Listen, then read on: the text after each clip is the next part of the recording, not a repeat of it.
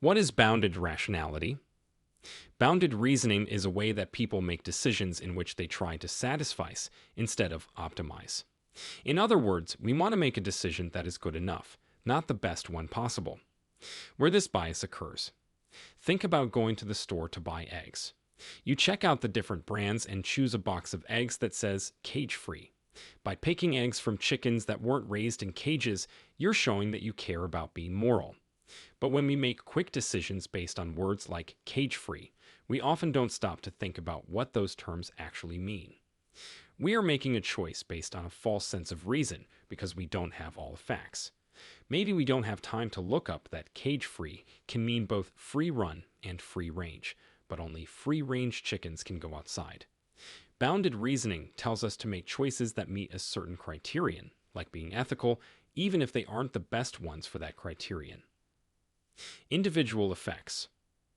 Bounded rationality says that we are not likely to find all the information we need to make a good choice because of cognitive and temporal limits.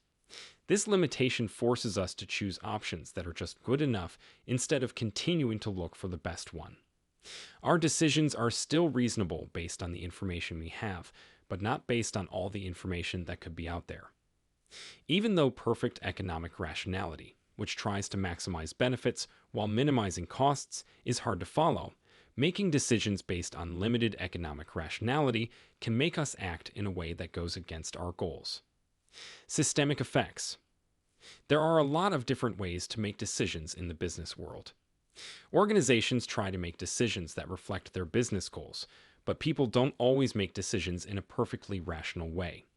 Instead, people are often influenced by internal biases and goals. This makes it harder to reach financial goals. On top of that, employees have to make quick decisions under stress that will affect the rest of the company for a long time. With limited time, money, and resources, it may not be possible to make the best decisions to help the company reach its goals. When the best choice for one person is different from the best choice for the rest of the company, it makes it harder to decide what to do.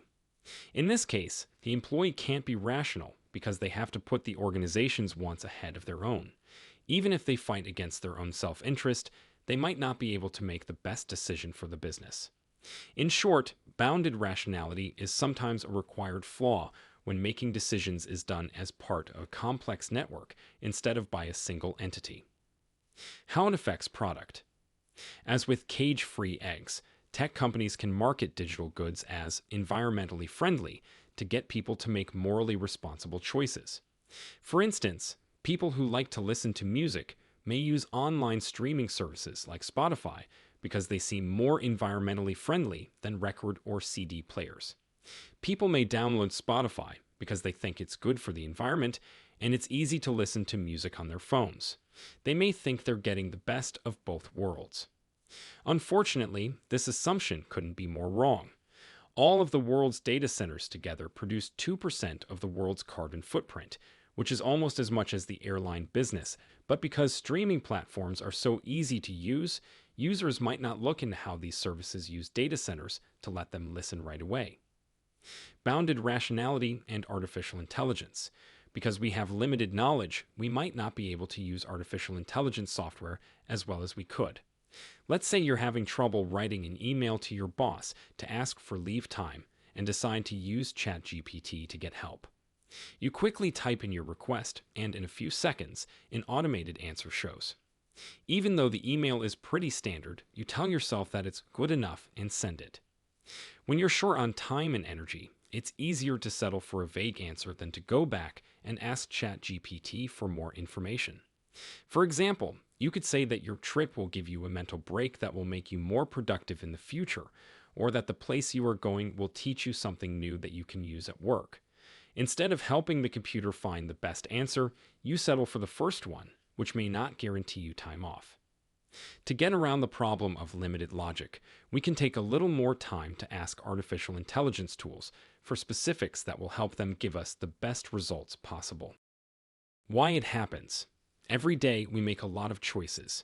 We have to sort through so many options quickly that we can't take the time to study and map out what each might mean. Think about how much information would have to be stored in our brains at any given time for us to be able to make perfect choices. We have to use mental shortcuts called heuristics to make choices because our brains, time, and access to information are limited. Heuristics make it easier for us to make quick decisions, but they also make it harder for us to use logic, which can lead us to make choices that aren't the best. Why it is important. Even though bounded logic helps us make good decisions, that doesn't mean that the decisions we make are the best ones. Economists call us satisficers instead of homo economicus, which means perfect rational human. We make decisions that are good enough instead of the best ones, which makes us pick different things. Businesses use marketing strategies to try to take advantage of the bad decisions we make. So we need to be aware of them. Companies often put words on their labels that sound good but don't really mean anything, like cage-free on a box of eggs. Other signs might say organic, sugar-free, or whole wheat. These words aren't clear and don't always mean what we think they do. We might be happy if we buy what we think are ethical or healthy options, but in reality, we might not be making the best choice to reach our goals. In the documentary Super Size Me 2, Holy Chicken, directed by Morgan Spurlock, he looks at the rules about what restaurants have to put on food labels that might confuse customers. For example, fast food places can say that their chicken comes from free-range chicken if the chickens can go outside for part of the day. That doesn't mean they go outside, though. Spurlock shows in the movie that farms can get away with building a small fence that only goes outside a few feet. They can then open the fence for a few minutes every day to make people think they are doing the right thing. If we don't want to be taken advantage of by smart marketing, we need to be aware of how they use our limited ability to think. Businesses know that we don't have time to read the fine print of every qualification or check the nutrition labels on every product we buy. But we can fight back by not buying something just because of what it says on the box. How to avoid it? Unfortunately, knowing about bounded rationality doesn't help us get past it. Knowing the limits of our ability to think and the knowledge we have doesn't make those limits go away. When making a choice, it is also pointless to try to find out everything about each option. This would take too long, and even if we had all the knowledge we needed, it would be too much for us to understand. Since bounded reasoning means we will always have limits on what we can do on our own, working in groups or teams can help us get around some of these limits. People bring different skills and information to the table, which helps fill in any gaps in knowledge. Working on a job together can also cut down on the time and effort we each have to put into it. This could give us more time and money to do more research and choose the best option. Companies and pros can also use something called nudges, which is a well-thought-out way to set up environments that help people make better choices. Nudges could help us get past our limited ability to reason and make choices that are better than acceptable. For example, grocery shops could put the healthiest foods at eye level so that we are more likely to choose them instead of relying on labels that aren't always accurate. How it all started. Herbert A. Simon, an economist who won the Nobel Prize for his work in behavioral science, came up with the idea of bounded rationality in 1955. He did this to counter the popular belief that being cheap is the same as being smart. Under the economic theories that were around at the time, being rational meant that when a person had to choose between different ways to act, they always chose the best one. This model was called rationality as optimization, and Simon's work did a lot to get rid of it. Simon didn't think that the way economics understood rationality at the time was a good reflection of how people actually made choices. He came up with the idea of bounded rationality to think about access to information, the computational skills that organisms, including humans, actually have, and the kinds of environments in which organisms live. In other words, he wanted his theory to take into account things like the amount of information available, different mental abilities, and time. Simon famously used a pair of scissors to explain why the standard economic theory wasn't enough to explain how people make decisions. One blade stood for a person's mind, and the other blade stood for the circumstances in which we make choices. Gerd Gigerenzer, a German psychologist who agreed with Simon's model, said the following about its importance.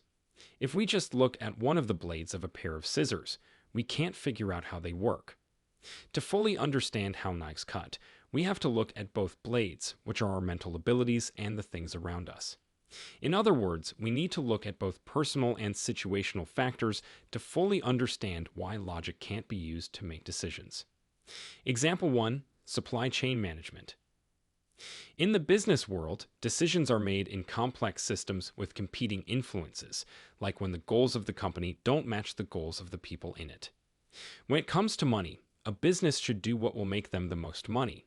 But customers are starting to demand that businesses act more ethically, especially when it comes to environmental problems. These pressures make it hard for people to make decisions when they want to keep their image with customers and put money first. Jens Rohrich, a researcher who is interested in supply chain management, looked at how 12 companies tackled these different goals with his team.